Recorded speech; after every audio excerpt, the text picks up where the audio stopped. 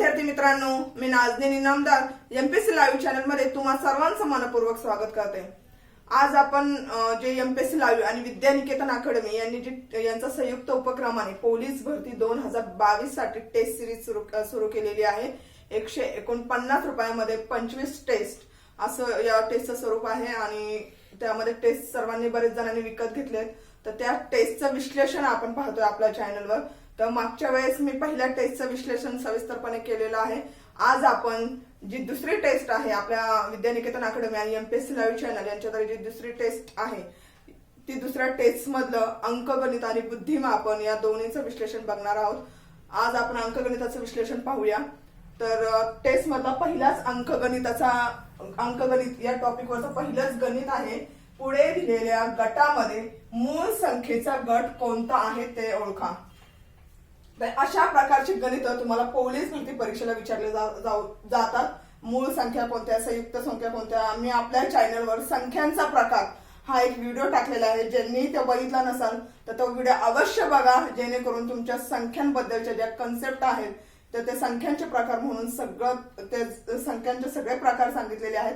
तर तो व्हिडिओ बघा आणि तुम्हाला त्यामध्ये सगळ्या कन्सेप्ट क्लिअर होतील की मूळ संख्या म्हणजे काय, संयुक्त संख्या म्हणजे काय, या ज्या सगळ्या संख्यांचं जे आहे कन्सेप्ट ती तुमची क्लिअर होईल। तर चला मग बघूया आज आपण गणित काय आहे। पुढे दिलेल्या गटामध्ये मूळ संख्येचा गट कोणता आहे ते ओळखा। ऑप्शन आहे 53, 59, 61, 70, 31, 40 आणि चौथा ऑप्शन आहे यापैकी नाही। तर मूळ संख्या म्हणजे काय हे सर्वात आधी तुम्हाला माहित असणं गरजेचं आहे। मूळ संख्या म्हणजे काय, ज्या संख्येला ती संख्या आणि 1 ने भाग जातो ती संख्या म्हणजे मूळ संख्या। मग आपण पर्यायातून उत्तर शोधायचं की बाकीचं कोणतं असं ऑप्शन आहे की त्या संख्येला फक्त 1 आणि त्याच संख्येने भाग जातो। पण आपण जर इथे पाहिलं तर 70 ला 1 आणि ती संख्या सोडूनही भाग जातो, म्हणजे ही संयुक्त संख्या आहे। मग हे 31 आणि 40 मध्ये हे 40 ला 1 आणि ती संख्या सोडून इतर संख्येनेही भाग जातो, म्हणून ही सुद्धा संयुक्त संख्या आहे। पण जर आपण ऑप्शन ए चा विचार केला तर 53 आणि 59 या दोन्ही संख्या हे मूळ संख्या आहेत। या 53 आणि 59 ला फक्त 1 आणि त्याच संख्येने भाग जाणार आहे, म्हणून याचं बरोबर उत्तर आहे ऑप्शन क्रमांक ए। 53 आणि 59 हे मूळ संख्या आहेत। चला दुसरा गणित बघूया। खालीलपैकी कोणती संख्या ऋण अपूर्णांक आहे। ऋण अपूर्णांक संख्या विचारलेला आहे। मग त्याचा पर्याय आहे -12/4, -11/-5, 0 आणि -13/6। याचं उत्तर सोडवतानाही आपल्याला पर्यायातून उत्तर काढावं लागेल। विद्यार्थी मित्रांनो, -12/4 त्यांनी काय विचारलंय आपल्याला, ऋण अपूर्णांक हे विचारलेलं आहे। ऋण अपूर्णांक संख्या कोणती आहे। -12/4, 4 ने 3 ला भाग जातो, 4 त्रिक 12 -3 -3 असलं ऋण असले तरी पण ही संख्या अपूर्णांक आहे का, नाहीये, कारण की ही 4 ने 12 ला पूर्ण भाग जातो। त्यानंतर आपण पाहूया बी -11/5 हे वजा वजा धन होतं, म्हणून हे पण येणार नाही, कारण की त्यांनी ऋण संख्या विचारलेली आहे, म्हणून हे सुद्धा पर्याय येणार नाही। सी हे 0 जे पर्याय क्रमांक सी आहे 0, 0 हा अपूर्णांक नाहीये, म्हणून सी सुद्धा पर्याय येणार नाही। मग ऑप्शन क्रमांक डी बघूया आपण, -13/6 तर हे वजा सुद्धा आहे आणि अपूर्णांक सुद्धा आहे, कारण की याने जर भाग दिला तर हे पॉइंट मध्ये उत्तर येणार आहे, म्हणून -13/6 हे ऋण संख्या सुद्धा आहे आणि अपूर्णांक संख्या सुद्धा आहे, म्हणून आपलं याचं योग्य उत्तर ऑप्शन क्रमांक डी -13/6। चला पुढचं गणित बघूया। गणित आहे 1, 2, 3, 4 हे अंक प्रत्येक संख्येत एकदाच वापरून 4 अंकी जास्तीत जास्त किती संख्या तयार होईल। किती, 4 अंकी सांगितले त्यांनी, 4 अंकी हे अंक एकदाच वापरून जास्तीत जास्त 4 अंकी किती संख्या तयार होईल असा त्यांनी प्रश्न विचारलाय। तर अशी प्रश्न सोडवताना नेहमी लक्षात ठेवा, जे दिलेले आहे जितके संख्या दिलेल्या आहेत त्यांचा गुणाकार करायचा। जी शेवटी संख्या आहे म्हणजे ते 4 पर्यंतचा फॅक्टर ते चारही संख्यांचा गुणाकार करायचा। 1 × 2 × 3 × 4 मग या सगळ्यांचा गुणाकार करायचा। जे गुणाकाराने संख्या येणार आहे ते तुमचं उत्तर असणार आहे। यांचा गुणाकार करा, 2 × 2, 2 त्रिक 6 आणि 6 चौक 24 म्हणजे 24 हे तुमचं बरोबर। ते संख्या किती, 4 अंकी 1, 2, 3, 4 या संख्या एकदाच वापरून 4 अंकी जास्तीत जास्त किती संख्या तयार होतील? 24 संख्या तयार होतील. आपलं बरोबर उत्तर आहे ऑप्शन क्रमांक बी 24. चला पुढचं गणित बघूया. आहे एका संख्येला 45 ने गुणण्याऐवजी 54 ने गुणले तर गुणाकार मूळ गुणाकारापेक्षा 162 ने जास्त आला तर ती संख्या कोणती? प्रश्न तुम्हाला कळाला असेल. एका संख्येला जर 45 ने गुणण्याऐवजी 54 ने गुणले तर गुणाकार मूळ संख्यापेक्षा कितीने जास्त आहे? 162 ने जास्त आला तर ती संख्या कोणती असेल? अशी गणितं नेहमी पर्यायातून सोडवण्याचा प्रयत्न करायचा, कारण की पर्यायातून लगेच आपल्याला उत्तर क्लिक होतात. आता सपोज मी ती संख्या जर मी 18 घेतली, 18 गुणिले जर 45 केला, 18 गुणिले 45 सांगितलं, 45 ने म्हणजे त्यांना 45 ने गुणायचं होतं, पण त्यांनी कितीने गुणलंय? 54 ने. म्हणून मी 45 ने आधी गुणलं तर यांचा गुणाकार केला तर उत्तर येतंय 810. पण त्यांनी गुणले किती? 54 ने गुणले. म्हणून मी 18 ला 54 ने गुणले. 54 ने गुणल्यावर त्यांनी काय सांगितलंय? जो गुणाकार येतोय तो मूळ गुणाकारापेक्षा 162 ने जास्त आहे. जर या दोघांचा गुणाकार केला तर तो गुणाकार येतोय 972. पण त्यांनी काय सांगितलंय की मूळ 45 ने गुणण्याऐवजी 54 ने गुणलं, म्हणून त्यांनी ह्यांनी गुणले 54 ने गुणलं तर हे जे उत्तर आहे येणारं गुणाकार मूळ गुणाकारापेक्षा 162 ने जास्त आहे. मग आपण बघूया हे उत्तर ह्याच्यापेक्षा 162 ने जास्त आहे का? जास्त आहे. फरक काढायचा आहे म्हणजे आपल्याला वजाबाकी करावी लागेल. 972 वजा 810 केले, 2 ला 2, 7 गेले 6 आले का? 162 फरक येतोय त्यांचा. 162 म्हणजे 54 ने गुणलं तर नक्कीच हा जो गुणाकार आहे त्यांचा मूळ गुणाकारापेक्षा 162 ने जास्त आहे. म्हणून ती संख्या कोणती आहे? 18 आहे. पर्याय क्रमांक आपला ए हा बरोबर आहे 18. जर एका संख्येला 45 ने गुणण्याऐवजी 54 ने गुणले तर मूळ गुणाकार आपला 162 ने जास्त आला तर ती संख्या कोणती आहे? 18 आहे. चला पुढचं गणित बघूया. आहे 9,99,999 भागिले 99 तर बरोबर किती विचारलेलं आहे. 9,99,999 भागिले 99 तर बरोबर उत्तर त्यांनी विचारलंय. अशी गणित सोडवताना डायरेक्ट भागाकार करायचा म्हणजे लवकर उत्तर आपल्याला क्लिक होतं. काय सांगितलंय त्यांनी? 99 ने भागायचं कशाला? 9,99,999 भाग देऊया आपण. 99 ने याला भाग दिला, हे काढून 99 ला भाग देतं 99 एके 99, खाली 0 मग इथून खाली 9 घेतला, मग 99 ने 9 ला भाग जाणार नाही म्हणून 0 घेतला आणि इथला खाली परत 9 घेतलं मी तर 99 एके परत 99 म्हणून 99 येईल, 0 येईल. हा खाली परत इथला एक 9 घेतला, या 99 ने 9 ला भाग जाणार नाही म्हणून 0चा भाग जाईल म्हणून परत हा इथला 9 याच्या पुढे लिहिला, मग परत 99 एके 99 तर पूर्ण भाग गेला.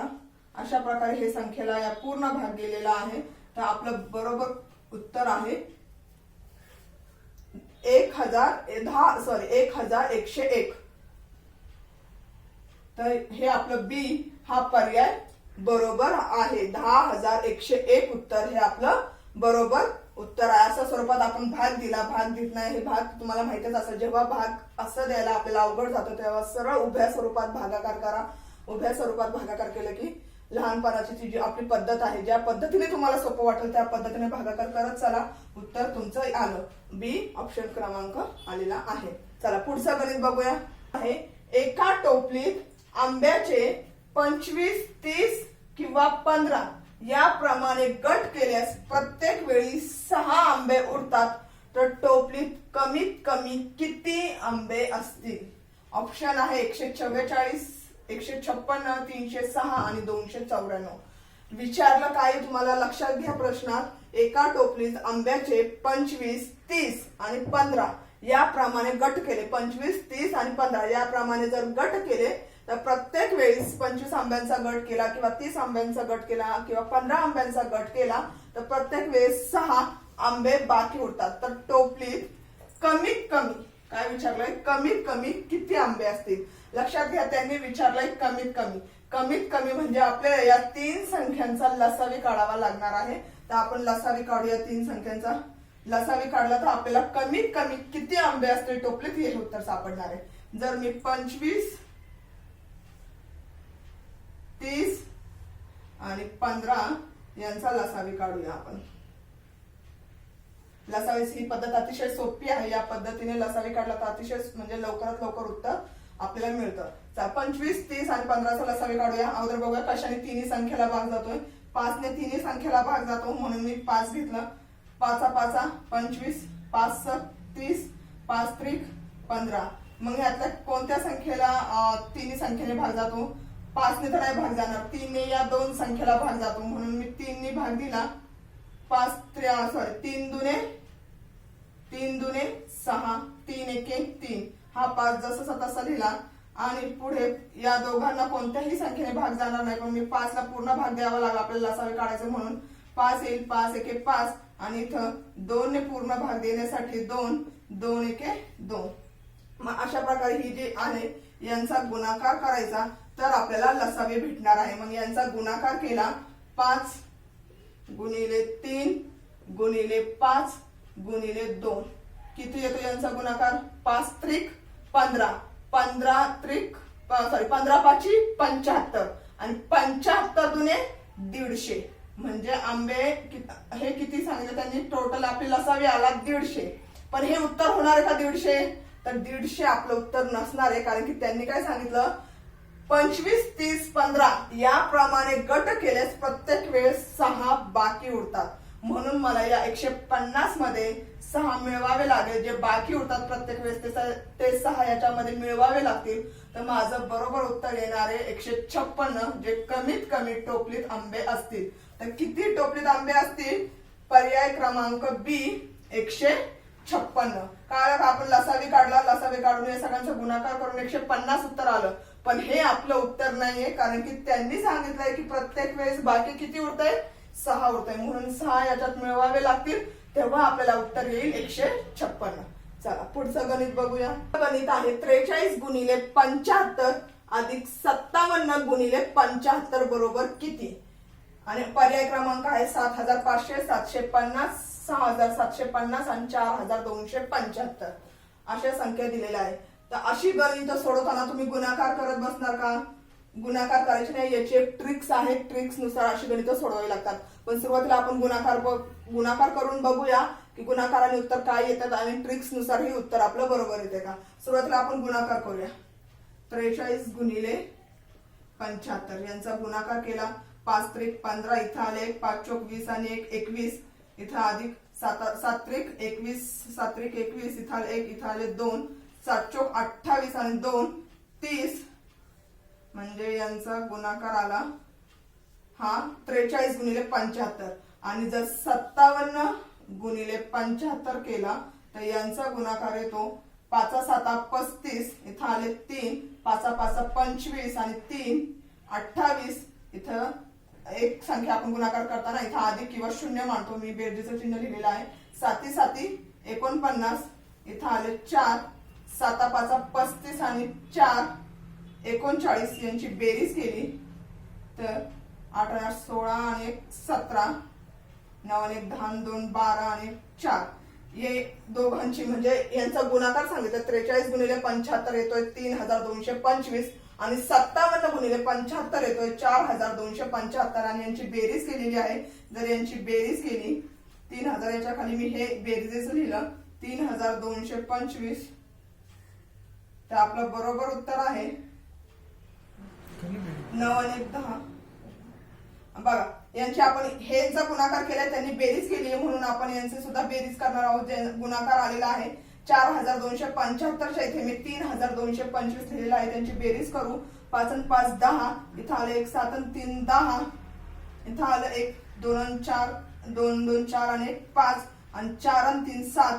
तर आपलं बरोबर उत्तर आहे 7500. पर्याय क्रमांक 1. पण तुम्ही इतकं सगळं गुणाकार करत बसणार का पेपरला. वेळ नक्कीच नाहीये, आपण इतका सगळा गुणाकार करा, आपल्याला ट्रिक्स नुसार गणित सोडवायचा प्रयत्न करायचा कधी पण. तर हे सगळं इतका सगळा गुणाकार करायची काही गरज नाहीये, मी फक्त तुम्हाला सोडून दाखवलं. अशी गणित सोडवताना लक्षात घ्यायचं की दोन्ही ठिकाणी कॉमन संख्या काय आहे. कॉमन संख्या काय आहे इथं दोन्ही ठिकाणी 75 ही कॉमन संख्या आहे, ती मी बाजूला काढली 75, आणि जे उरलेले दोन संख्या आहेत 43 आणि 57 यांची बेरीज केली. 43 अधिक 57 यांची बेरीज केली, मग 75 गुणिले यांची बेरीज करून काय येणार आहे, या कंसाच्या इथं कोणतं चिन्ह असतं, नेहमी गुणाकाराचं चिन्ह असतं म्हणून मी गुणाकार लिहिलाय. यांची बेरीज करा, 7 आणि 3 10, इथं आले 5 आणि 4 9 आणि 1 10 म्हणजे 100. या दोघांची बेरीज आली 57 अधिक 43 100 बेरीज येते, आणि या दोघांचा गुणाकार केला 7 ला 5 हे 2 शून्य तसंच पुढे दिले तर तुमचं बरोबर. 3 स्टेप मध्ये उत्तर आलेलं. इतका सगळा गुणाकार करायची काही गरज आहे का? नक्कीच नाहीये, पण मी तुम्हाला सोडून दाखवलं. ट्रिक नुसार गणित सोडवा.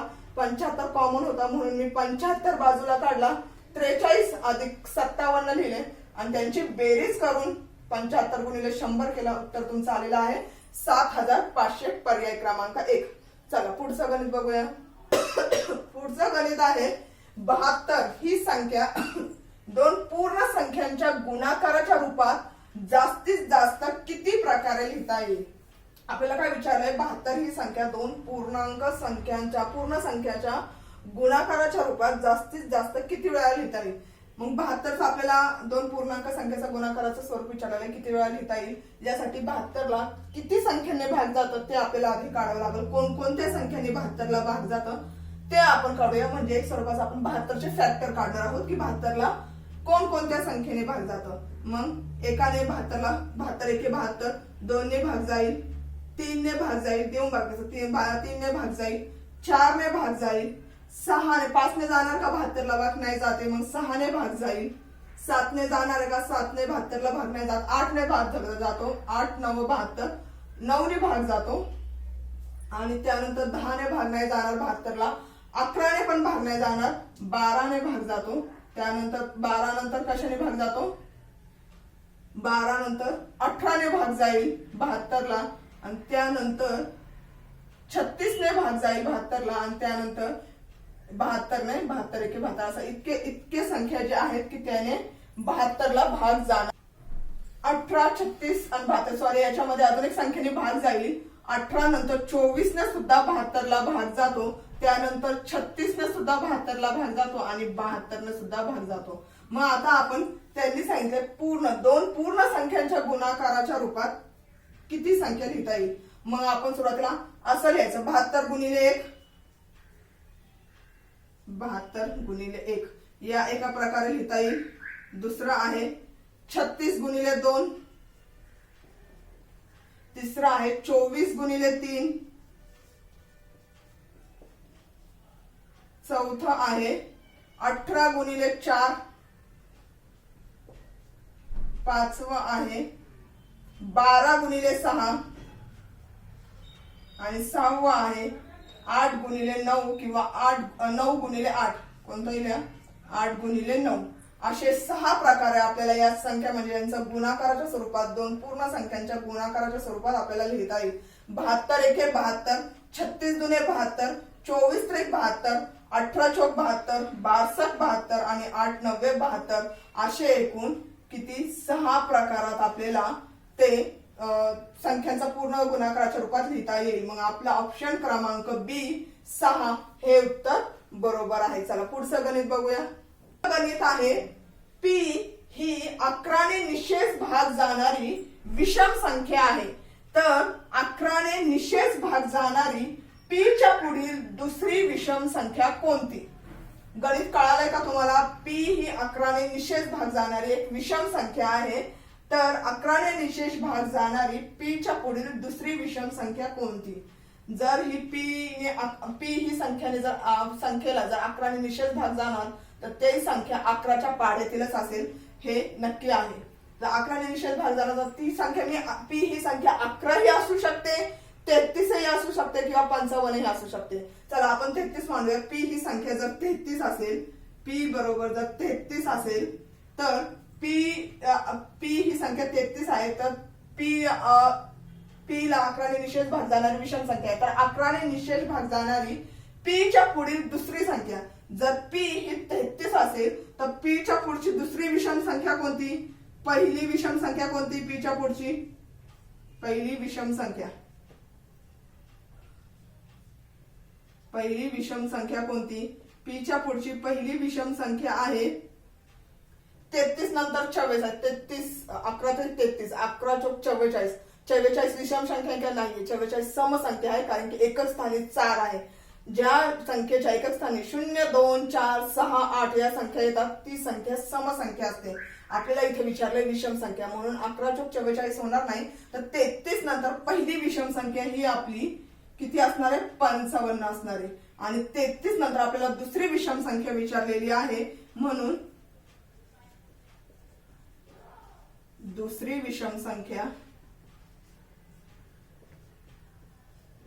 दुसरी विषम संख्या कोणती येणार आहे? 55. 11 5 55. 11 66 येईल का? नाही. 66 ही समसंख्या आहे, मग त्याच्या पुढची 38 7 77 ही दुसरी विषम संख्या येणार आहे. पी जर आपण 33 मानलं तर 33 नंतर पहिली विषम संख्या 55 आणि दुसरी विषम संख्या 77 येणार आहे.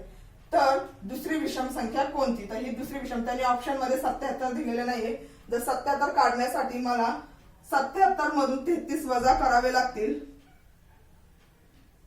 77 मधून जर 33 वजा केले तर किती येतील? 7 3 गेले 4, 7 3 गेले 4, म्हणजे हे 44 मला त्या पी मध्ये मिळवावे लागतील. पी या 33 या संख्येमध्ये 44 मिळवावे लागतील, तेव्हा 77 ही दुसरी विषम संख्या येणार आहे. म्हणून माझं बरोबर उत्तर आहे पी अधिक 44. बघा इथे तुम्ही जर पी बरोबर 11 घेतलं तरी तुमचं उत्तर पी प्लस 44 येणार आहे. पी प्लस पी जर आपण 11 धरलं, विचार करा, पी जर आपण आता इथं 33 धरलंय मी, जर तुम्ही पी ही 11 विषम संख्या धरायची, म्हणून जर पी ही 11 विषम संख्या धरली तर 11 नंतर पहिली विषम संख्या कोणती? 33 येणार आहे. आणि 33 नंतर दुसरी विषम संख्या कोणती? 55. मग 55 वजा 11 करा, किती येणार? P plus 44. म्हणजे तुम्ही इथं 11 घेतलं, 33 घेतलं किंवा 55 घ्या, कोणतीही संख्या घ्या, तुमचा पर्याय क्रमांक ए पी प्लस 44 हे बरोबर उत्तर येणार आहे. चला पुढचं गणित बघूया. जर 82,560 भागिले 215 बरोबर 384, तर 82.560 0.0215 बरोबर किती? हा आहे प्रश्न, आपल्याला सोडवायचा आहे. प्रश्न संख्या तेच आहे, फक्त इथली जी संख्या दिलेली आहे त्याने इथं फक्त पॉइंट मध्ये दिलेली आहे, दशांश अपूर्णांकात दिलेली आहे. तर एक फायदा आहे की इथं जी संख्या आहे तीच इथं भागाकार आहे, म्हणजे उत्तर या संख्येच्या स्वरूपातच येणार आहे. तर आपण इथं काय आहे? 82.556 इथं 0.0215 आहे.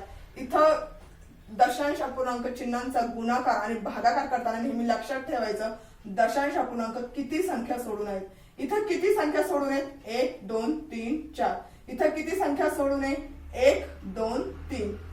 जर इथं 4 संख्या सोडून आहे, इथं 3 संख्या सोडून आहे, मग इथं 4 संख्या सोडून आहे म्हणून मी इथे एक 0 लिहिला आणि दशांश अपूर्णांक विचारात घ्यायचा नाही, म्हणजे भागाकार देताना दशांश अपूर्णांक विचारात घ्यायचा नाही. 5 6 0 0 हा मी 0 का लिहिला? कारण की तर 4 संख्येनंतर दशांश अपूर्णांक म्हणून. आणि खाली 215 म्हणजे दशांश अपूर्णांक विचारात न घेता भाग द्यायचा, यांना भाग दिला तर तुमचं उत्तर याच्या स्वरूपातच येणार आहे, बरोबर 384 हे तुमचं उत्तर येणार आहे. पण लक्षात ठेवा विद्यार्थ्यांनी, इतका भाग द्यायची काही गरज नाहीये. मी तुम्हाला याच्या आधीही भागात सांगितलं होतं, जेव्हा आपलं टेस्ट पहिल्याचं विश्लेषण झालं होतं तेव्हा मी त्यात या भागाचं विश्लेषण केलं होतं की दशांश अपूर्णांकाचा गुणाकार आणि भागाकार करताना नेहमी दशांश अपूर्णांक किती संख्येनंतर हे विचारात घ्यायचं. इथं किती संख्यानंतर हे अंशात? इथं 3 संख्यानंतर दशांश अपूर्णांक आणि खाली 4 संख्येनंतर. तर भागाकारात दशांश अपूर्णांकांचा नेहमी वजाबाकी होते, म्हणून जर 4 दशांश अपूर्णांकामधून 3 वजा केलं तर किती राहिला? 1च राहिला. आपलं त्यांनी बरोबर उत्तर दिलेलं आहे. इथं त्याच संख्या आहेत, हे 384 तर येणारच आहे, हे आपल्याला माहिती आहे. आणि या 4 मधून जर 3 दशांश अपूर्णांक वजा केले, म्हणजे 3 संख्याचं जर दशांश अपूर्णांक वजा केले, 1 शिल्लक राहतो, म्हणून त्या 1 तुम्ही 0 मांडलं तर बरोबर उत्तर येणार आहे 3840. आणि हे आपलं बरोबर उत्तर आहे पर्याय क्रमांक डी 3840.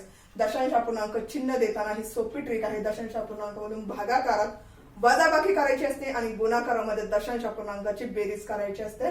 बेरीज करून ते दशांश अपूर्णांक द्यायचा असतो आणि भागाकारात वजाबाकी करून दशांश अपूर्णांक द्यायचा असतो. जर या 4 संख्येमधून 3 संख्यांचं जर वजाबाकी केली दशांश अपूर्णांकाची तर 1 राहतं, त्यामुळे 1चा म्हणजे 0.